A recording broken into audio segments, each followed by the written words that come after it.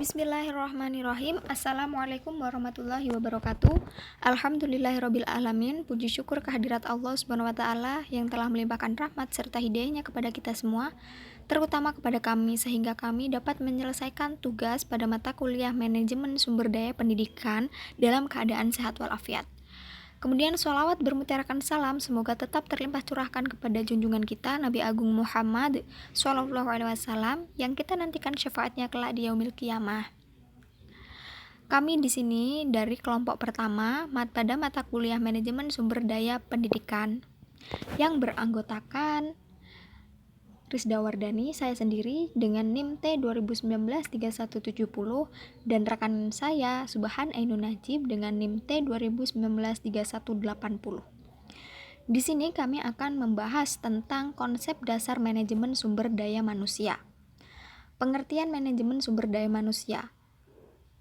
Sebelum membahas tentang pengertian manajemen sumber daya manusia, alangkah lebih baiknya bahwa kita mengetahui terlebih dahulu apa pengertian manajemen. Manajemen berasal dari bahasa Latin yaitu manus yang berarti tangan dan kemudian berkembang dari kata manus menjadi manager yang berarti menangani. Kemudian ada beberapa pengertian sumber daya manusia oleh beberapa ahli. Yang pertama oleh G.R. Terry pada tahun 1960. Beliau mengatakan bahwa manajemen adalah melakukan pencapaian tujuan atau organisasi yang sudah ditentukan sebelumnya dengan mempergunakan bantuan orang lain. Yang kedua, menurut Harold Kohns dan Cyril O'Daniel, ia mengatakan bahwa manajemen adalah penyelesaian pegawai melalui orang lain. Dan yang ketiga, John M. Pfeiffer. Beliau mengatakan manajemen ini berhubungan dengan pengarahan orang dan mengarahkan ke tugas-tugasnya untuk mencapai tujuan-tujuan yang telah ditentukan. Yang keempat, Stoner dan Freeman mengatakan manajemen adalah proses perencanaan, pengorganisasian, pemimpin dan pengendalian upaya anggota organisasi dan proses penggunaan semua sumber daya organisasi untuk tercapainya tujuan organisasi yang telah ditetapkan. Dari paparan di atas dapat disimpulkan bahwa manajemen sumber daya manusia merupakan serangkaian kegiatan pengolahan dan pengorganisasian dari fungsi sumber daya manusia dalam rangka untuk mencapai tujuan organisasi secara efektif dan efisien. Kemudian, ruang lingkup manajemen sumber daya manusia. Sumber daya manusia dalam organisasi terdiri atas semua orang yang beraktivitas di dalam organisasi. Manajemen sumber daya manusia berkaitan dengan berbagai kegiatan organisasi seperti seleksi calon pegawai, penerimaan, pelatihan, pengembangan, pengkajian, evaluasi, promosi pegawai, dan pemutusan hubungan kerja. Di sini ruang lingkup yang menjadi bahasan dalam manajemen sumber daya manusia. Menurut Bernardin dan Russell, meliputi rencana organisasi, manajemen kinerja, staffing, pengembangan pegawai, dan organisasi, sistem reward, tunjangan-tunjangan, dan pematuhan komunikasi dan relasi publik. Secara garis besar, dapat disajikan sebagai berikut. Rencana organisasi. Di rencana, itu ada perencanaan sumber daya manusia dan analisis pekerjaan atau pegawai. Jadi kita harus merencanakan sumber daya manusia apa yang dibutuhkan, seperti apa yang dibutuhkan. Kemudian analisis pekerjaan atau pegawai. Kita harus menganalisis pekerjaan apa yang ada dan kemudian menyesuaikan pegawai seperti apa yang dibutuhkan. Jadi harus sinkronisasi, harus kita analisis terlebih dahulu. Kemudian manajemen kinerja, ada penilaian manajemen, program peningkatan produktivitas. Setelah kita menilai manajemen ini sudah baik, kita harus ada peningkatan, jangan tetap atau malah mundur. Jadi kita harus meningkatkan produktivitasnya. Kemudian staffing atau susunan kepegawaian, rekrut, interview, memperkerjakan, affirmative action. Jadi kita harus merekrut pegawai atau karyawan sesuai dengan kebutuhan yang ada. Dengan cara menginterview orang ini sesuai atau tidak.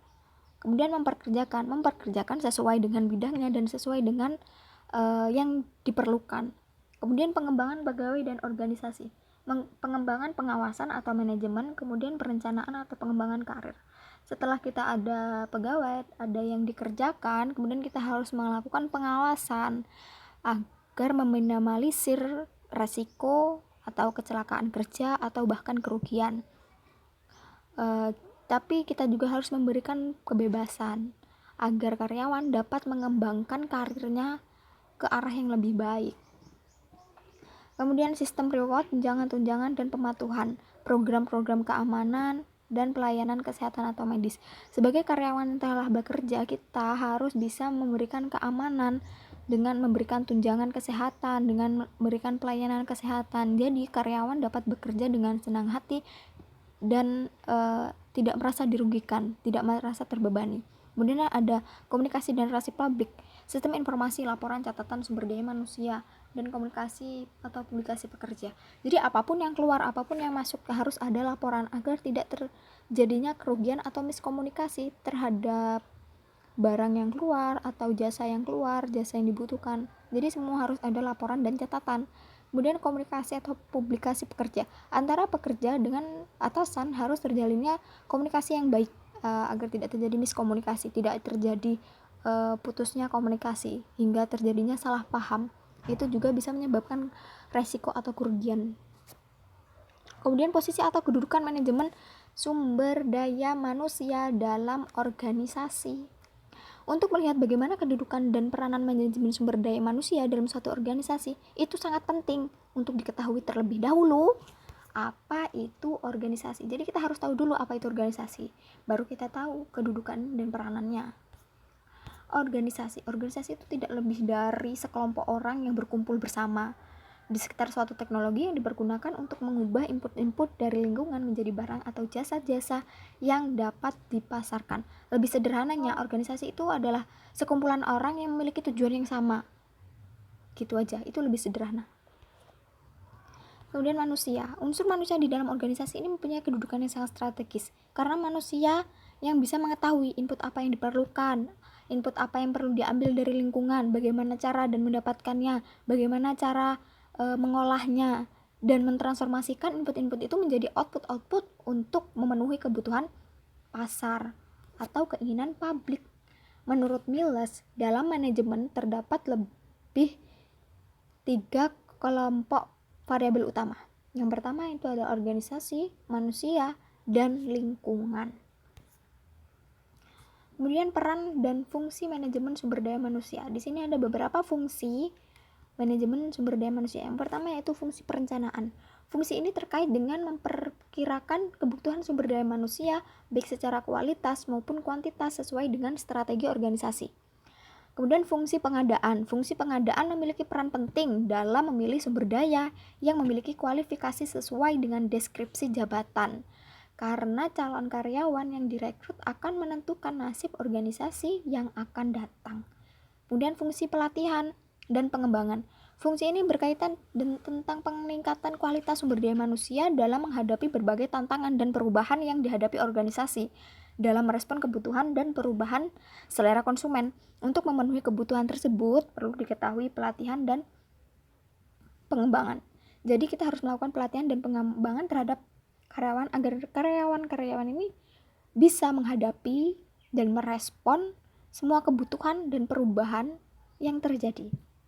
Kemudian ada fungsi kompensasi. Fungsi kompensasi ini terkait dengan feedback yang diberikan kepada karyawan atas kontribusi dalam upaya pengembangan organisasi. Kemudian fungsi maintenance.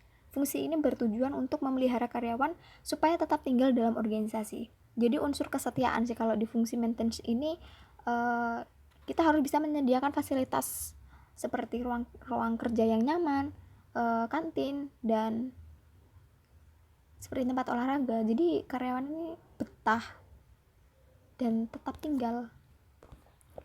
Kemudian manajemen sumber daya manusia dalam tinjauan Islam. Sumber daya manusia merupakan kekuatan terbesar dalam pengolahan seluruh resource yang ada di muka bumi.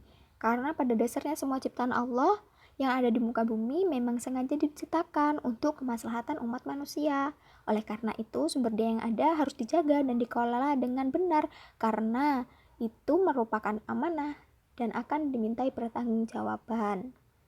Intinya, jadi yang berkaitan dengan acuan bagi pengembangan sumber daya manusia berdasarkan konsep Islam, membentuk manusia yang berakhlak mulia, yang senantiasa menyembah Allah dan menebarkan rahmat bagi alam semesta, dan bertakwa kepada Allah. Inilah yang menjadi arah tujuan pengembangan sumber daya manusia menurut konsep Islam. Yang terakhir adalah kesimpulan. Dapat disimpulkan bahwa manajemen sumber daya manusia merupakan serangkaian kegiatan pengelolaan dan pengorganisasian dari fungsi sumber daya manusia dalam rangka untuk mencapai tujuan organisasi secara efektif dan efisien. Dan manusia di dalam organisasi mempunyai kedudukan yang sangat strategis karena manusialah yang bisa mengetahui input-input apa yang perlu diambil dari lingkungan dan bagaimana cara untuk mendapatkannya, cara untuk menangkap input-input tersebut, teknologi dan cara apa yang dianggap tepat untuk pengelolaan dan mentransformasikan input-input itu menjadi output-output yang memenuhi keinginan pasar. Dan manajemen adalah fungsi yang berhubungan dengan mewujudkan hasil tertentu melalui kegiatan orang-orang.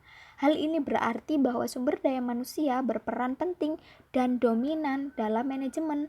Fungsi operasional manajemen sumber daya manusia antara lain fungsi perencanaan, fungsi pengadaan, fungsi pelatihan dan pengembangan, fungsi kompensasi, dan fungsi maintenance. Dan yang terakhir, sumber daya manusia menurut tinjauan Islam tak hanya cukup dengan menguasai ilmu pengetahuan dan teknologi, tetapi juga pengembangan nilai-nilai rohani yaitu berupa iman dan takwa. Sumber daya manusia yang mempunyai dan memegang nilai-nilai agama akan lebih tangguh secara rohaniah, dengan demikian akan lebih mempunyai tanggung jawab spiritual terhadap ilmu pengetahuan serta teknologi. Sumber daya manusia yang tidak disertai dengan kesetiaan kepada nilai-nilai agama hanya akan membawa manusia ke arah pengajaran kenikmatan duniawi atau hedonisme belaka. Dan jika semangat hedonisme sudah menguasai manusia, bisa diramalkan yang bisa terjadi adalah eksploitasi alam sebesar-besarnya tanpa rasa tanggung jawab dan bahkan penindasan manusia terhadap manusia lain. Any question? Jika ada pertanyaan, mungkin itu aja yang dapat saya sampaikan. Kurang lebihnya saya mohon maaf. Dan saya akhiri. Wassalamualaikum warahmatullahi wabarakatuh.